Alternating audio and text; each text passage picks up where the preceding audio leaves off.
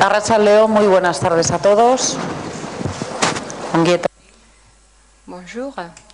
Nous allons commencer avec cette conférence de presse, la conférence de presse du film qu'on a vu ce matin, qui participe dans la section officielle de cette 58e édition du Festival de cinéma de Saint-Sébastien. Il s'agit du film Mistérios de Lisboa, qui va être présenté en conférence de presse par son directeur, Raúl Ruiz, les interprètes du film, Adriano Luz, Clotilde Esme, Maria João Bastos, Ricardo Pereira, Alfonso Pimentel et son producteur, Paulo Branco, et le scénariste Carlos Saboga. Avant de commencer le tour des questions, on va laisser que le directeur du film, Raúl Ruiz, nous raconte un petit peu quels ont été les débuts du film et comment le projet s'est développé. Ce projet aussi singulier, Monsieur Ruiz, c'est à vous.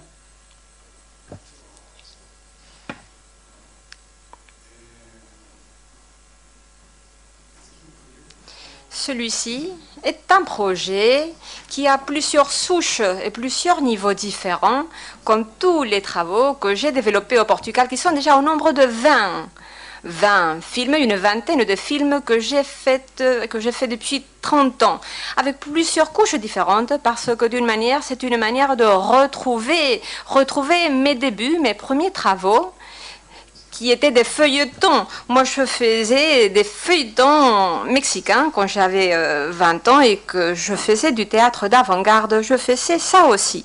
Alors, toujours, périodiquement, quand je me rends au Chili ou quand je parle avec les Mexicains, je dis « Mais pourquoi vous ne me permettez pas de faire un feuilleton si c'est ce que je préfère faire ?» Moi, j'aime les feuilletons et les films où l'on danse. Mais on me dit « Non, c'est pas pour vous. » Mais Paulo, tout d'un coup, il arrive et comme ça, je peux clore, je peux fermer mon propre cercle vital, ce qui m'a permis de travailler avec une structure qui n'est pas aussi simple, qui est la structure du feuilleton. Le feuilleton ne veut pas tout simplement dire que les choses vont du mal au pire et que jusqu'à ce que finalement il y a un miracle, comme gagner la loterie et tout se passe bien.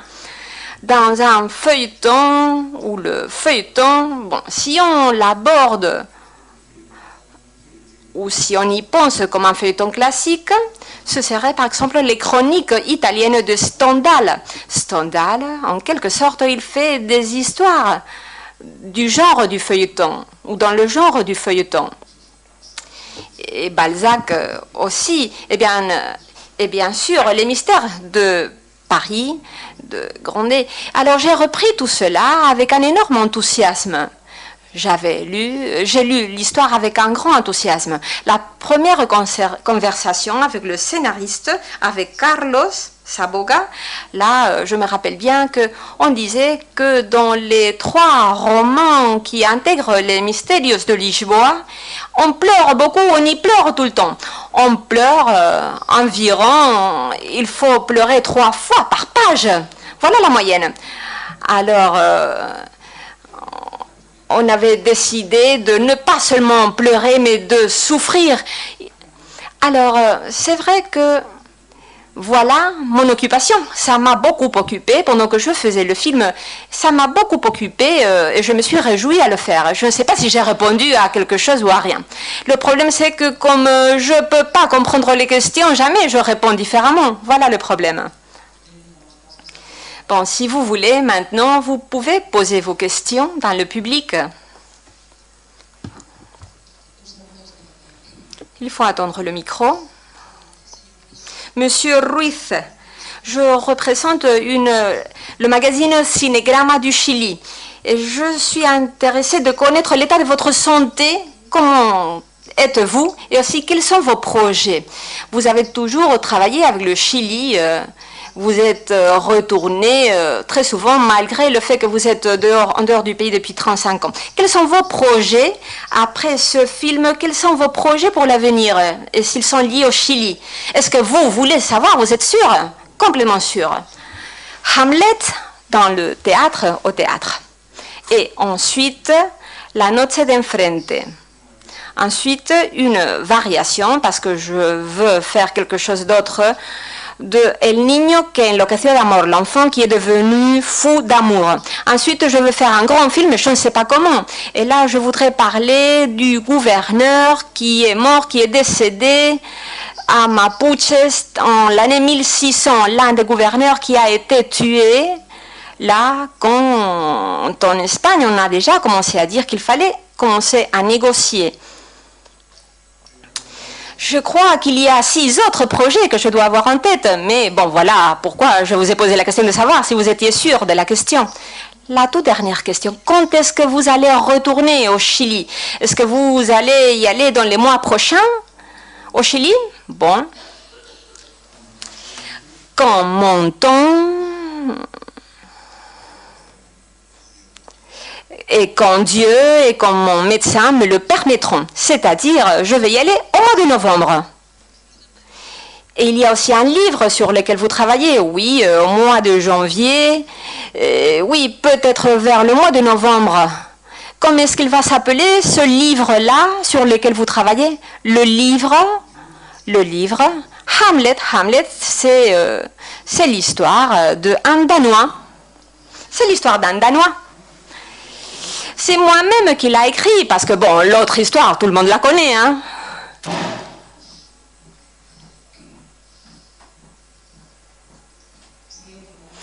Une autre question?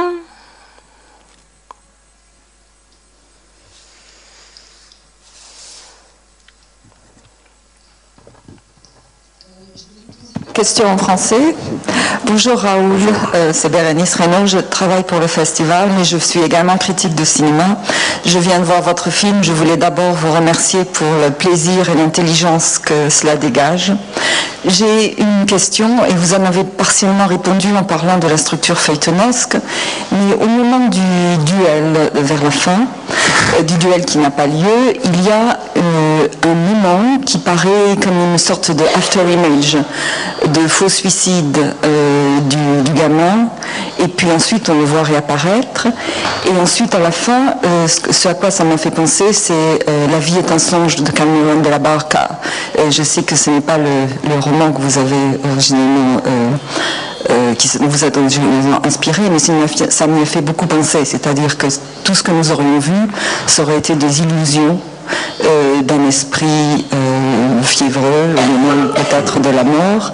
Et je voulais que vous commentiez en particulier sur ce moment du film qui demeure dans la version, du moins dans la version qu'on a vue aujourd'hui, je sais qu'il y a une version plus longue, qui demeure obscure, alors que vous avez quand même éclairé beaucoup d'autres points. Il y a un autre point quand même, c'est le prêtre n'a pas de sœur. Attention, donc qui est Donna Antonia? Alors l'autre, c'était quoi? Qui est Donna Antonia? Qui est Donna? Si le prêtre n'a pas de sœur, pourquoi a-t-il une sœur, entre guillemets, qui s'appellerait Donna Antonia? Il faut attendre la suite. Il va falloir voir la version longue. Mais, bon, je vais répondre à l'histoire qui est le personnage du duel qui se suicide à la fin, c'est ça? Bon, c'est un bon exemple pour savoir qu'est-ce que parfois il faut faire pour, dans les tournages, comment les idées arrivent au moment du tournage. Parce que là, on avait les duels. Bon, j'avais pensé, j'avais décidé que les duels, il fallait les faire du début jusqu'à la fin avec tous les préambules et tout ça. Talvez pour... Peut-être je peux parler en espagnol.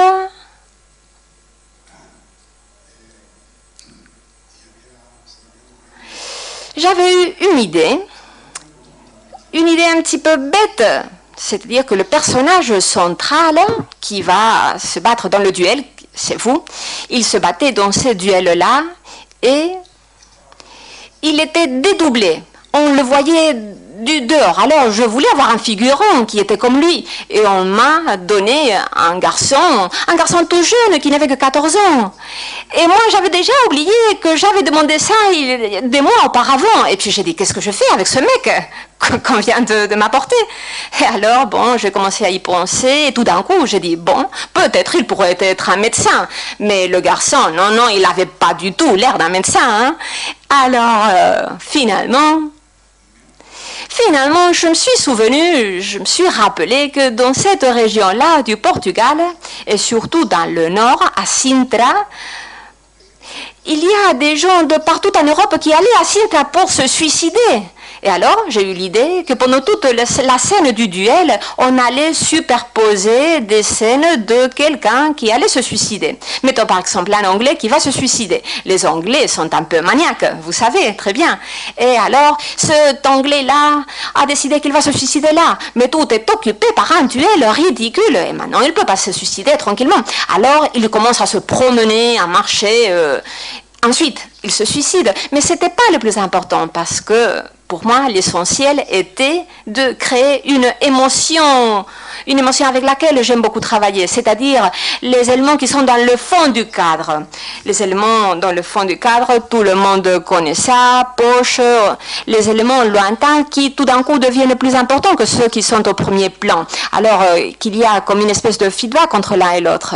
Alors voilà, je sais que certains d'entre vous, le producteur y inclus, ont vu là que c'était le fantôme. Comme je fais beaucoup de films de fantômes, non, mais ce n'était pas le cas. Mais celui-là serait le fantôme du frère de ton frère, du frère de Clotilde, de la duchesse de Cliton. Et l'autre question était Doña Antonia, oui. Il faut voir la série télé où on apprend que Doña Antonia est la fille d'une dame délicieuse qui s'appelle Anacleta de los Remedios, qui est une envenenadora. Qui est quelqu'un qui empoisonne les gens.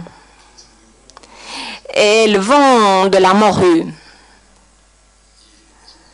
Et c'est l'une de ses filles. Elle est protégée par le père Denis, qui va se transformer dans un personnage. C'est vrai qu'il y a beaucoup de femmes, mais là, les maîtresses du père Denis, avec des amours terribles qui sont aussi dans la série. Et il y a aussi tout simplement les protégés qui sont plus asexuels. Bon, ou du moins, c'est pas important. La relation sentimentale n'est pas aussi importante que ça. Bon, je sais que c'est un petit peu arbitraire. Je vous disais qu'il faut voir la télésérie. Alors, mais ici, qu'est-ce qu'elle fait? Ici, tout simplement, je jouais avec des points de suspension. Voilà quelque chose que j'ai toujours aimé, de faire des points de suspension. C'est-à-dire, j'aime bien laisser des fils un peu sans suite. Tu laisses là, comme ça, des petits points de suspension, un petit fil qui fatalement va être complété par les spectateurs qui ont une grande imagination. Je vois donc, j'imagine. Voilà. Bon, parfois je suis un petit peu prétentieux. Et si je cite un poète de Frédéric de Sienne, un poème où on parlait de la différence entre l'image vue et l'image imaginée.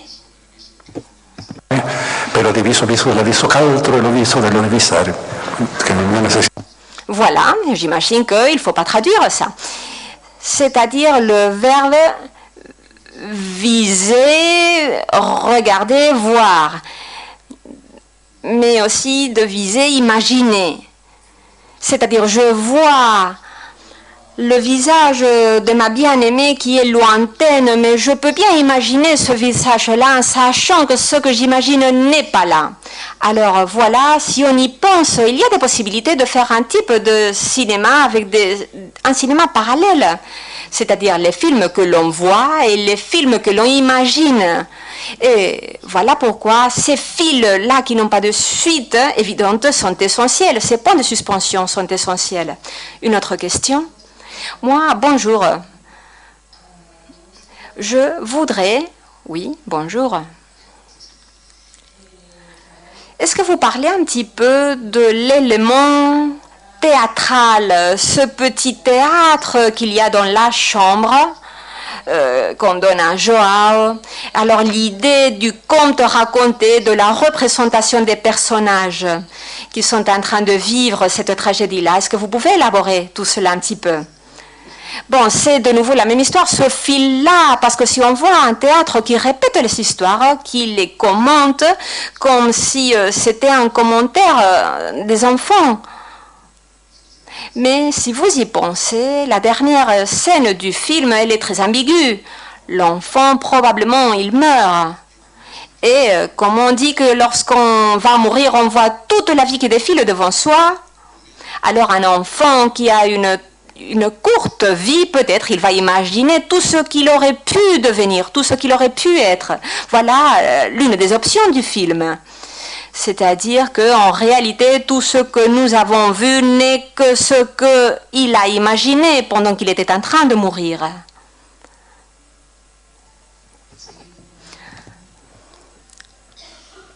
D'autres questions?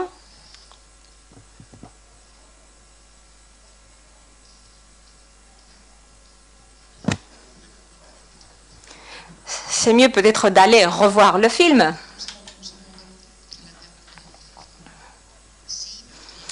Oui, j'ai une question pour Maria Joao ou pour les autres comédiens, pour les autres acteurs. Alors, l'expérience de travailler avec Monsieur Ruiz, quelqu'un comme lui, incroyable, charismatique, avec autant d'imagination. L'expérience de travailler avec lui. Bon, je vais essayer de répondre en espagnol. Bon, Castillon, faut dire Castillon. Bon, pour moi, ça a été formidable. C'était mon premier film avec Raoul. J'espère que ce n'est pas le dernier, mais seulement le début de beaucoup d'autres films. Comme Raoul, oui, c'est vrai, Raoul est énormément charismatique. Il est un directeur magnifique. Et oui, c'est une personne excellente.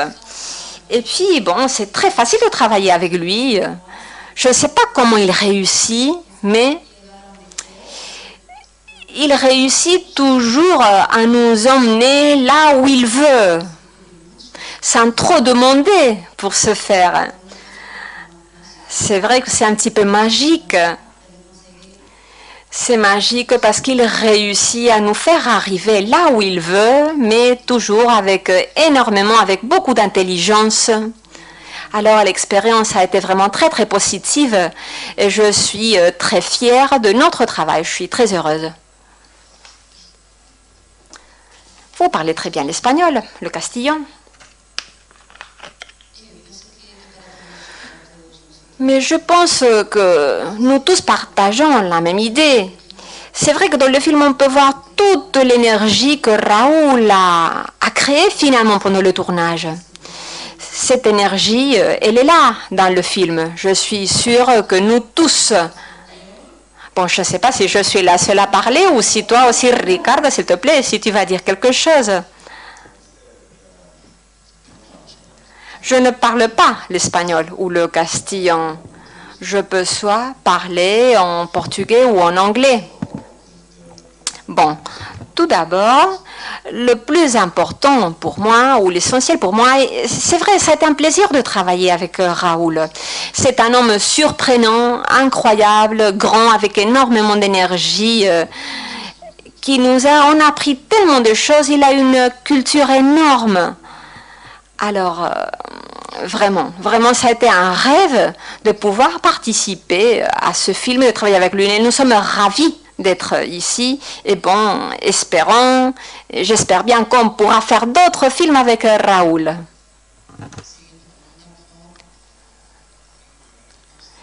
Une nouveauté dans le casting.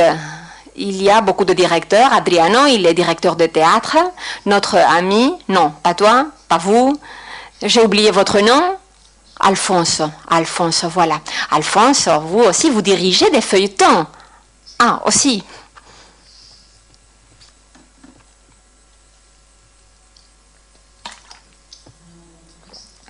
D'autres questions?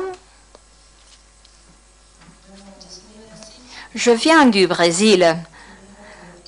Tout d'abord, je voudrais savoir pourquoi tous les gens dans le film parlent en portugais, mais pourquoi le film arrive jusqu'au Brésil?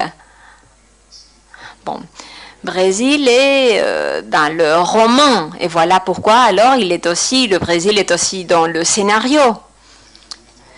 Dans le scénario, on avait même envisagé de commencer au Brésil et que le personnage pense à sa vie depuis Brésil. L'idée de ne pas utiliser le début du Brésil était pour créer cette idée, appelons-la magique, cette option selon laquelle ce film a été imaginé par quelqu'un qui n'a que 14 ans. L'autre élément brésilien est que, pour la présenter, moi je disais que c'était un feuilleton brésilien comprimé en aspirine.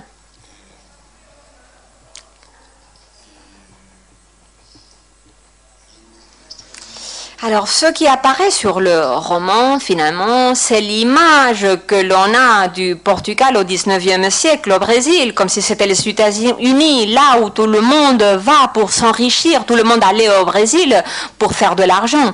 Il y a beaucoup de millionnaires ésotériques, des maçons, des libéraux, il y a des anarchistes. Le Brésil est un territoire magique, inexplicable aussi.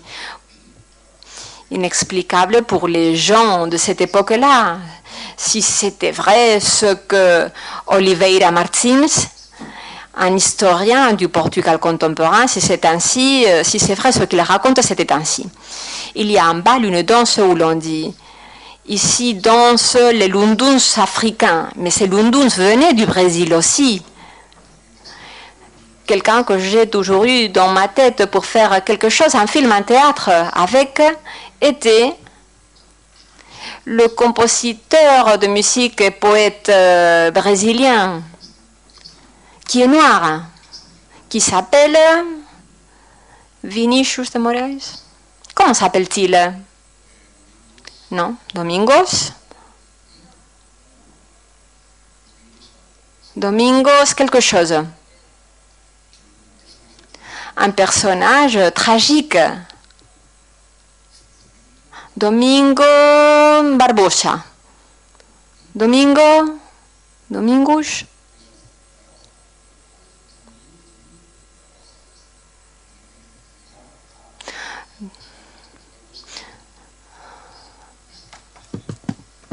Tem que perguntar lá no Brasil.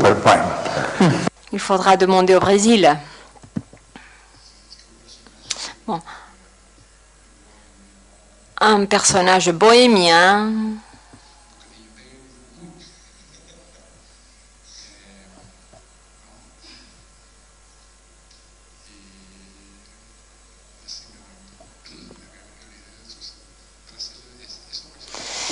Voilà, ces personnages sont par-ci par-là et puis tout d'un coup ils se rassemblent.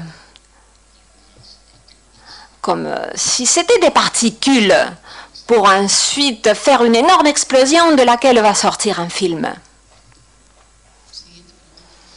D'autres questions? Là, au fond?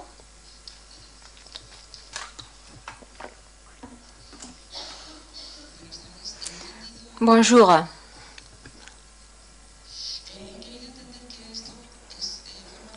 Bon, ça fait partie alors d'une série. Est-ce que vous pouvez clarifier si ça fait partie d'une série? Et puis pour ce qui est de la distribution, parce que 4 heures, 10 minutes, c'est un petit peu difficile sur l'écran.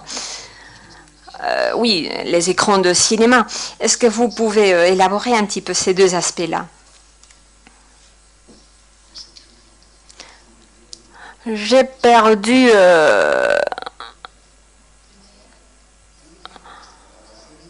Oui, la série. Oui, la série fait partie d'un projet qui est une série de télé.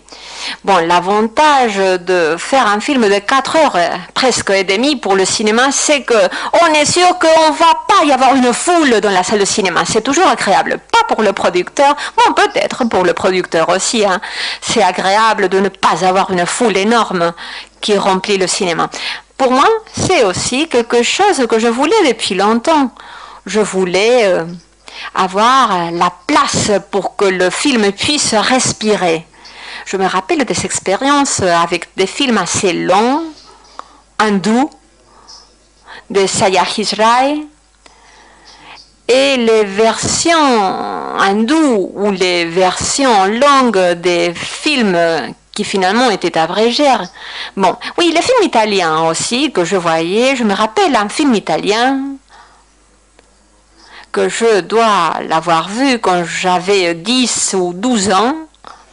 Et ce film-là, il était tellement long, avec un fond très très dramatique qui était le fond de la guerre, que quand le film finissait, j'ai commencé à avoir envie de pleurer. Mais je pleurais tout simplement parce que le film allait finir, parce que j'étais déjà habituée aux personnages, ils étaient devenus des membres de ma famille. Voilà l'un des éléments forts des feuilletons. Ceux qui ont la chance de faire des feuilletons, ils transforment les caractères, les personnages pour devenir des membres de la famille des gens dans un pays entier. Et voilà, pour moi, l'art, cette forme d'art populaire m'intéresse énormément. Je ne le dis pas pour le faire pour d'autres gens, mais tout simplement pour utiliser cet espace-là. Dans cette partie de l'histoire de l'humanité où tout est rapide, tout d'un coup, c'est très bien de prendre du recul. Et à l'intérieur des films, c'est très très bon de prendre du recul aussi. Il y a un sociologue, Norbert Elias, qui dit que dans toutes les structures sociales, il y a un aspect qu'il appelle le involvement, le fait d'être concerné, impliqué, et ensuite la distance. Et là, il parle de Distanzierung en allemand. Alors, il s'agit tout simplement de mettre une distance, de prendre du recul et d'être contemplatif. Ça ne veut pas dire qu'il faut contempler des paysages ni faire mourir des gens. Non. Tout d'un coup, quelqu'un qui est en train de se gratter le nez peut devenir un paysage et une bataille peut devenir un désert tout vide. Alors, voilà un aspect. Et l'autre aspect est le fait de travailler avec des acteurs comme ceci, avec un énorme enthousiasme. Je dois rendre hommage à tous les acteurs et actrices qui ont travaillé avec un enthousiasme énorme et vrai. Il ne disait pas « on va avoir un Oscar », non, mais il disait « c'est tellement agréable d'être ici, de travailler dans cette espèce de pique-nique ». Parce que, bon, le secret de cette comédie, de ce film, chez nous, il y a des petits restos. Bon, le secret, c'est qu'il ne va pas y avoir de violence dans le set de tournage. La violence, elle est devant la caméra, mais moi, je ne suis jamais fâchée par personne, parce que moi, je suis venue ici pour être agréablement, pour pouvoir dormir la sieste et pas pour commencer à gueuler par là. Un critique argentin me disait « Comment vous faites pour traduire, pour diriger des films avec cette toute petite voix que vous avez ?» Voilà ce qu'il me disait. C'est vrai que j'ai une petite voix. Est-ce que c'est sûr que j'ai répondu n'importe quoi, que j'ai répondu à quelque chose que vous ne m'aviez pas posé la question? Bon, tout simplement pour compléter la question de ma collègue, ça m'intéresserait aussi de connaître comment elle est cette série de télévision, cette télésérie, combien d'épisodes, la durée totale, un petit peu de détails techniques concernant cette série. La série, c'est différent, hein. Dans la série, apparemment, on a les mêmes images, mais il y a, par exemple, là, des scènes qui sont dans la série et qui ne sont pas dans le film. Mais il y en a aussi des scènes qui sont dans le film et qui ne sont pas dans la série. La scène où le père d'Innis est dans sa chambre, par exemple, cette scène-là n'apparaît pas sur la série. La série, elle est plus focalisée par chapitre, beaucoup plus parodique. C'est surtout un hommage à Castello Branco. C'est beaucoup moins un film d'auteur, pour ainsi dire. c'est-à-dire la flèche narrative, pour l'appeler d'une certaine manière, la flèche la plus forte dans la série, puisque la série elle est divisée par chapitres. Aussi, si nous acceptons que la métaphore selon laquelle dans le cinéma, il y a deux extrêmes. D'un côté, Guillermo Tell, et ensuite la bataille de Guessancourt. Guillaume Tell a une flèche et il va la mettre dans la paume, sur la tête de son fils. Là, il y a une forte directionnalité. Dans la bataille d'Agincourt, les Anglais ont battu les Français avec Robin Hood qui lançait ses flèches, mais ce n'était plus une seule flèche, mais des millions qui tombaient partout, dans toutes les directions. Voilà ce que j'aime bien. Voilà ce que j'aime bien dans les feuilletons. J'aime beaucoup cet élément extraordinaire du feuilleton.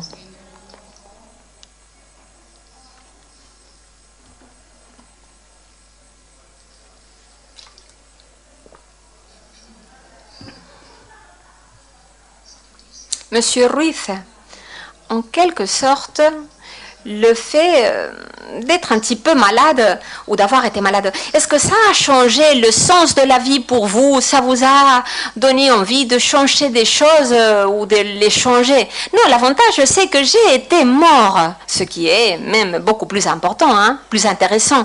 Mais peut-être de là, vous avez puisé une autre idée. Bon, j'ai eu l'idée d'aller au Chili, mais je me suis résistée. Je ne suis pas allée au Chili parce que je crois que tout le monde, quand on est mort, tout le monde va au Chili. C'était une idée paranoïaque. Si tu es méchant, au lieu d'aller à l'enfer, tu vas au Chili. Vous avez quitté le Chili, oui, parce que je partais de l'enfer pour m'enfuir. Mais maintenant, il y a une démocratie. Vous ne m'auriez pas y aller, non, mais il y a encore un petit peu d'enfer là. Ils étaient trop contagiés. La dictature, plutôt qu'un gouvernement autoritaire et injuste, c'est aussi une infection. Et les gens deviennent infectés. Oui, bon, on est de retour dans un gouvernement de droite. Bon, c'est une droite... il faut être juste, c'est une droite libérale. Il faut dire que la dictature aussi était économiquement libérale. Mais parce que maintenant, tout est libéral. Bon, on dit que tout est socialiste aussi, hein. Par exemple, votre gouvernement, ici en Espagne, vous dites que c'est un gouvernement socialiste.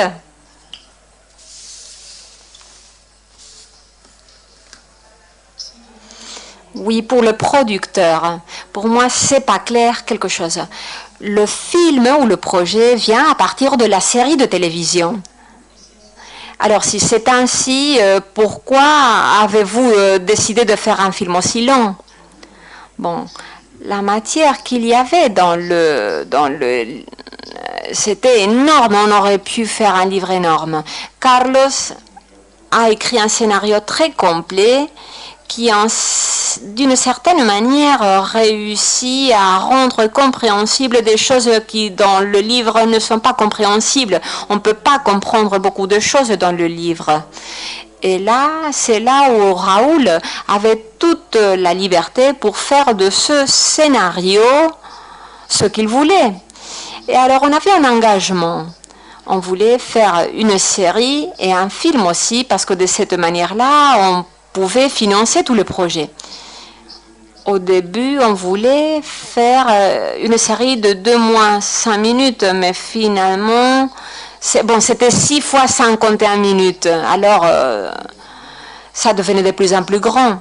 Et le film vient de l'idée de Raoul quand il a vu le film, par rapport à ce qu'il voulait montrer sur l'écran. C'est vrai qu'il y avait une différence grande avec la série. Et c'est vrai qu'entre la série et le film, il y a des choses en commun et différentes. Oui, comment distribuer un film de 4 heures? Moi, je suis un producteur, mais je suis sûr, et j'ai produit 150 films, que je vais avoir énormément de spectateurs. Ça ne me fait pas peur. Si le film est bon, il aura son public, il aura des écrans partout dans le monde. Si le film est mauvais, même s'il n'a que 1 heure et demie, vous savez très bien ce qui va se passer. Moi, en tant que producteur, ce qui est épouvantable, c'est la réaction que ce film est en train d'avoir. Nous sommes en train de faire le tour du monde. On est en train de commencer et nous... non, nous sommes très contents parce que c'est sûr que le résultat est en train d'être très très bon. Alors, j'espère que ce sera aussi le cas en Espagne, que le film aura beaucoup de succès. Vous avez dit que vous avez déjà pensé à la distribution du film partout dans le monde et au Brésil. Oui, au Brésil aussi, nous avons déjà des contacts. Le film passera le 23 au Festival de Sao Paulo. Et là, on va signer la distribution et la vente dans une chaîne de télé. Oui, le 23, non pas septembre, mais octobre. On sera à Sao Paulo. Au Chili, on va voir. Nous avons déjà aussi des contacts, mais il faut concrétiser tout cela un petit peu. J'espère que l'Espagne ne sera pas l'exception. Je suis sûre que ce ne sera pas l'exception. On ne l'a vu qu'aujourd'hui. Alors, aujourd'hui, ça a été la première fois que le film a été vu en Espagne. Mais c'est vrai que dans la télé, on a déjà un préachat en Grèce, en Italie, en Suisse et au Portugal. D'autres questions? Bon, merci énormément à vous tous d'être venus et merci à toute l'équipe.